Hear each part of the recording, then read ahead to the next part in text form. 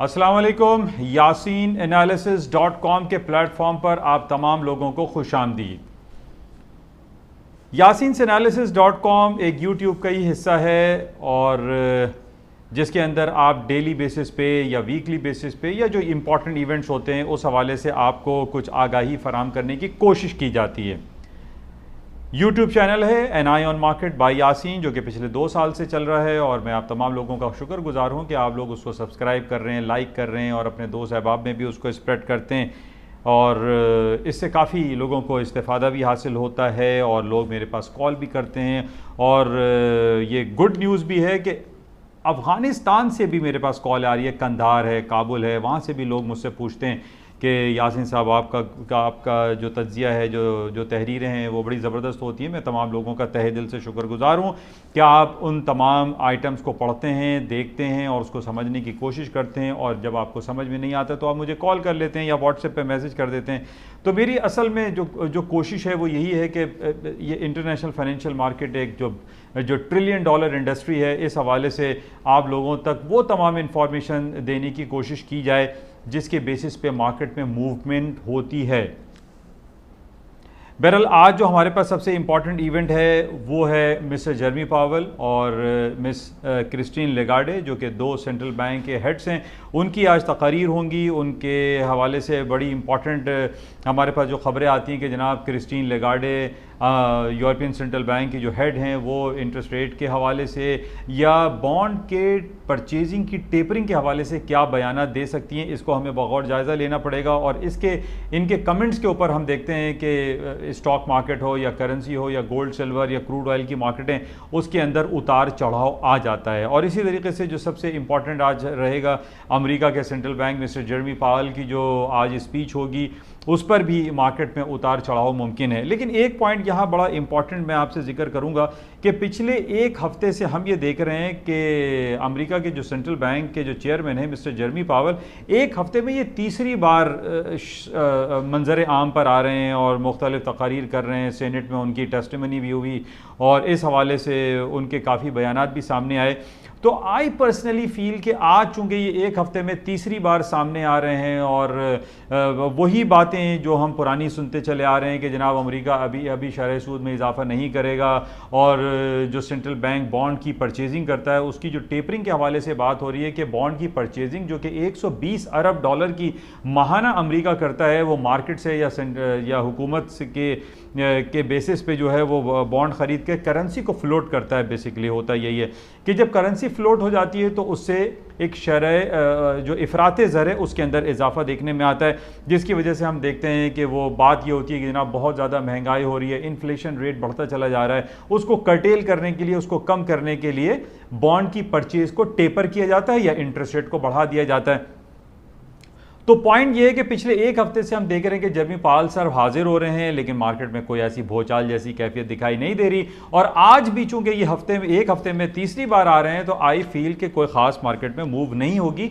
लेकिन फिर भी मैं आपको ये कहूँगा, क्योंकि ये शाम को 7-8 बजे या 9 बजे तक इनका टाइम है, पॉइंट ये है कि ये 2 बड़े सरबराहान बैंकर्स हैं, ये बड़े सेंट्रल बैंक के हेड्स हैं, इनके मुंह से निकली हुई कोई भी बात जो है मार्केट को हिला सकती है।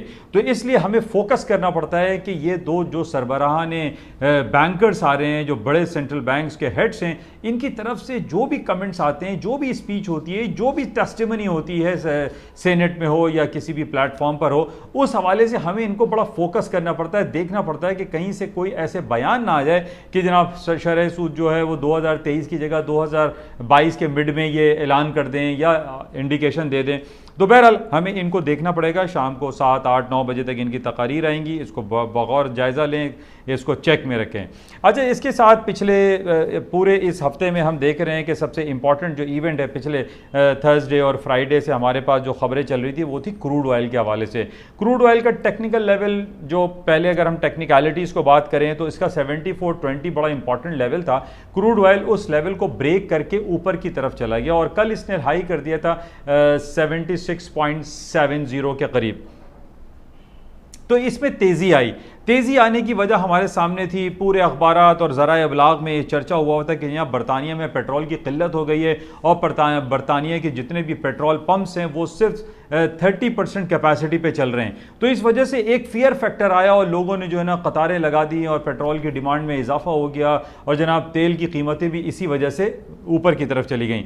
दूसरी तरफ हमारे पास जो खबरें आती रहीं कि जनाब तेल की कीमतें ऊपर की तरफ जाएंगी, उसकी वजह यह है कि कोरोना वायरस पैंडेमिक के असरात अब पूरी दुनिया में कम हो रहे हैं।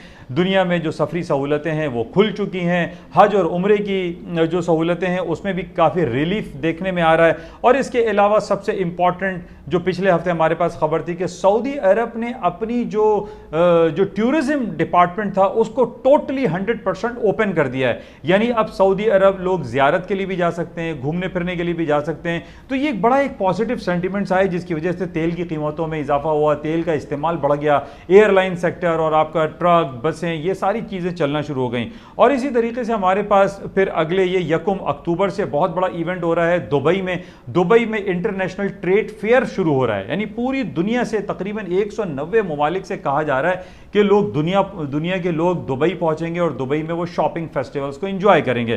तो ये सारे जो पॉजिटिव सेंटिमेंट्स हमारे सामने आ रहे हैं जिसकी वजह से तेल की कीमतों में इजाफा हो रहा है, तेल की मांग में इजाफा हो रहा है। और जिस तरीके से फिर हमारे पास कल खबर आई कि जनाब चाइना में कोल क्राइसिस आ गया है, चाइना में एनर्जी क्राइसिस प्रिवेल कर रहा है। लेकिन आज ये खबर चल गई कि जनाब चाइना की जो ट्रेन सर्विस है, जो रेलवे लाइन है, उसको कोल की सप्लाई के लिए बहाल कर दिया जा रहा है, उसको ज़्यादा से ज़्यादा चलाया जा रहा है ताकि कोल की सप्लाई डिस्टर्ब ना हो और एनर्जी की जो शॉर्टेज चाइना में हुई है मुख्तलिफ उनके सूबों में वो बहाल हो सके। तो बहरहाल ये तमाम खबरों के बाद आज हम ये देख रहे हैं कि 73.90 पे तकरीबन $2 2 दिनों में तेल की प्राइसेस नीचे की तरफ आ गई। अच्छा, 2 दिन कबल मैंने एक स्पीच दी थी लेकिन कुछ टेक्निकल फॉल्ट की वजह से आपको वॉइस जो है उसमें ज़ीरो हो गई, वॉइस समझ में नहीं आई। मेरे पास लोगों की कॉलें आई, मैं उसके लिए आपके साथ माजरत ख्वाह हूँ कि उसमें टेक्निकल इश्यूज़ आ गए और वो रिकॉर्डिंग बेहतर ना हो सकी। उस रिकॉर्डिंग में मैंने कुछ क्रूड ऑयल के हवाले से कुछ बातें की थी और ख़ास तौर पर सऊदी अरब और बरतानिया के हवाले से एक तज्ज़िया पेश किया था कि तेल की कीमतें बढ़ाने के पीछे जो बरतानिया में क्राइसिस आए हैं उसमें सऊदी अरब का हाथ हो सकता है या सऊदी अरब और बरतानिया की दोस्ती को हम बहाल होते हुए देख सकते हैं। क्योंकि बैक इन 1949 में जब सऊदी अरब मारज़ वजूद में आया तो उसको बनाने में जो सऊद जो ख़ानदान था उसको सऊदी अरब की गवर्नमेंट के ऊपर बैठाने में बरतानिया का हाथ था। फिर पिछले दिनों 2 सालों में हमने देखा कि क्रूड ऑयल की प्राइसेस न सिर्फ $0 हो गई बल्कि $40 माइनस में चली गई। जब इस बेसिस पे ये हुआ कि जनाब सऊदी अरब बड़ा फाइनेंशियल क्रंच में चला जाएगा, ना तो पेट्रोल वहाँ पे बिक रहा है और ना ही हज और उम्रे और ज़ियारत के हवाले से वहाँ पर कुछ सफरी सहूलतें मुहैया हैं और ना ही लोग वहाँ टूरिज़म के लिए वहाँ पर आ सकते हैं। तो सऊदी अरब की जो रेवेन्यू जनरेशन के जो पॉइंट्स थे वो टोटली कोलैप्स कर गए थे और ये कहा जा रहा था कि दुनिया की बल्कि सऊदी अरब की सबसे बड़ी जो कंपनी है that is known as a Saudi Aramco वो कोलैप्स हो सकती थी। तो इसको बेहतर करने के लिए, और हम ये जानते हैं कि सऊदी अरब के पीछे मगरबी ममालिक का बहुत बड़ा हाथ है और आज सऊदी अरब में जो ऑयल रिफाइनरीज़ हैं या बड़ी बड़ी कंपनीज़ हैं, बड़ी बड़ी फैक्ट्रीज़ जो रिफाइनरीज़ लगी हुई हैं वो बरतानिया और यूरोपियन कंट्रीज़ के मरहून मिन्नत है। तो सऊदी अरब को उठाने के लिए, सऊदी अरब की फाइनेंशियल करंट से निकालने के लिए ये प्रोग्राम बनाया गया कि जनाब तेल की कीमतों को बढ़ा दिया जाए ताकि रेवेन्यू जनरेशन में इजाफा हो सके, ताकि सऊदी अरब फाइनेंशियल करंट से निकल सके। तो इसमें एक कॉन्स्पिरेसी थ्योरी भी काम कर रही थी कि जनाब तेल की कीमतों को ऊपर, लंदन में ये दिखाया गया कि जनाब गाड़ियों की कतारें लगी हुई हैं और तेल शॉर्टेज हो गया। इस वजह से हमने देखा कि तेल की कीमतें 76.70 तक आई, जबकि ब्रेंट ऑयल जो है वो $80 को क्रॉस कर गया। तो बहरहाल आज हालात कदरे मुख्तलिफ हैं, आज मार्केटें थोड़ी सी डाउन साइड पर आई हैं और उसकी वजह यही है कि बरतानिया में एक सस्पेंशन, एक कंपटीशन लॉ है, जो कंपटीशन करते हैं वो कंपटीशन लॉ को बरतानिया ने सस्पेंड कर दिया, जिसकी वजह से तेल की फरावानी वहाँ पर हो गई, तेल जो है वो इलाकों में मिलना शुरू हो गया। और इसी तरीके से चाइना में जो कोल की जो सप्लाई थी एनर्जी के हवाले से, उन्होंने कोल की सप्लाई को बहाल कर दिया है और रेलवे लाइन पे ज़बरदस्त तरीके से जो है कोल सप्लाई किया जा रहा है डिफरेंट प्रोविंसेस में। तो आज हम देख रहे हैं कि तकरीबन $2 तेल की कीमतें नीचे की तरफ आ गई। अच्छा, इसके साथ ही तेल की मैं टेक्निकल आपको सिर्फ यही कह सकता हूँ कि 74.20 प्रीवियस इसका हाई था, और इससे पहले कल जो इसने हाई किया 76.70 का, इसके ऊपर के स्टॉप्स लगाकर आप शॉर्ट सेलिंग चांस ले सकते हैं।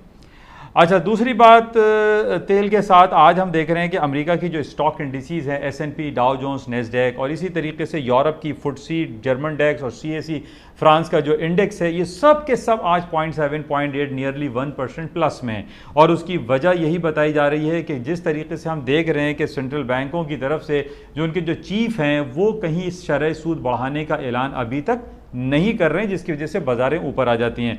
अच्छा, आज बाजारों के ऊपर जाने की वजह हम ये भी कह सकते हैं, चूंकि इंटरेस्ट रेट बढ़ाने की कोई इंडिकेशन नहीं है, आज जर्मी पावल और क्रिस्टीन लेगार्डे तकरीर करेंगी, हमें ये इशारे ढूंढने हैं।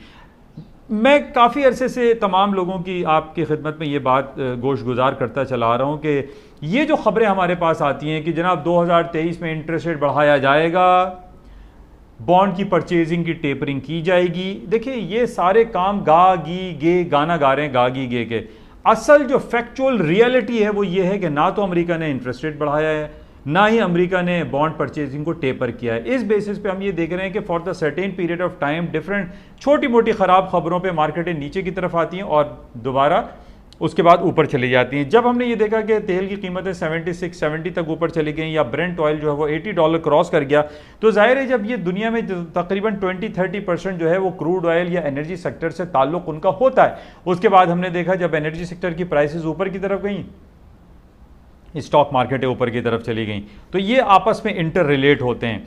लेकिन आज हम ये देख रहे हैं कि अमेरिका की स्टॉक और पूरे यूरोप की जो एशियन स्टॉक मार्केट है वो सब की सब तकरीबन प्लस हैं, पॉजिटिव इंडिकेशन दे रही हैं।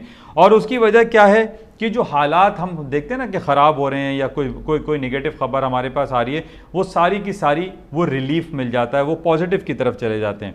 तो ये एक बेसिक पॉइंट है। इसी तरीके से अभी जो रिपोर्ट्स मैं देख रहा था उसमें दुनिया की जो सबसे बड़ी कंपनीज़ हैं, नेटफ्लिक्स, अमेज़ॉन, एप्पल, जियो, गूगल, अल्फ़ाबेट, गूगल, इन तमाम की जो प्रोडक्टिविटी है, इनकी जो डिफरेंट प्रोजेक्ट्स पे इनिशिएटिव्स हैं वो इतने ज़्यादा पॉजिटिव हैं कि कहीं हमें ये दिखाई नहीं दे रहा है कि जनाब कोई एक बैड न्यूज़ किसी कंपनी की तरफ से आए तो मार्केटें गिर जाएँ।